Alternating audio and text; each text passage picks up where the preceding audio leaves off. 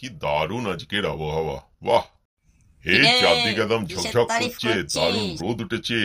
এই সব দারুণ লাগছে।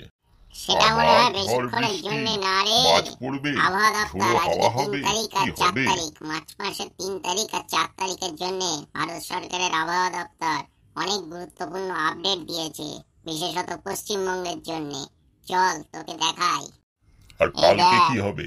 কমে যাবে? আজকে 3 তারিখ, পশ্চিমবঙ্গের সব জেলাতে কিন্তু বজ্র বিদ্যুৎ সহ বৃষ্টি হওয়ার সম্ভাবনা আছে।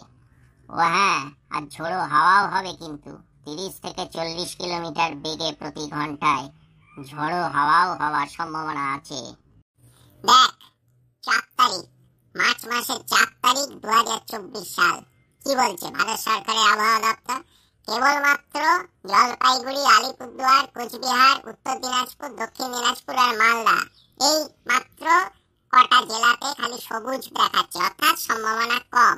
কিন্তু বাকি যে জেলা, পাহাড়ের দিকে দার্জিলিং, কালিম্পং, নিচের দিকে মুর্শিদাবাদ, বীরভূম, নদিয়া, বর্ধমান, পূর্ব বর্ধমান, হুগলি, উত্তর 24 পরগনা, দক্ষিণ 24 পরগনা, কলকাতা, সব জেলাগুলোতে কিন্তু ঝোড়ো হাওয়া, বজ্রবিদ্যুৎ সহ বৃষ্টি এইগুলো হবে।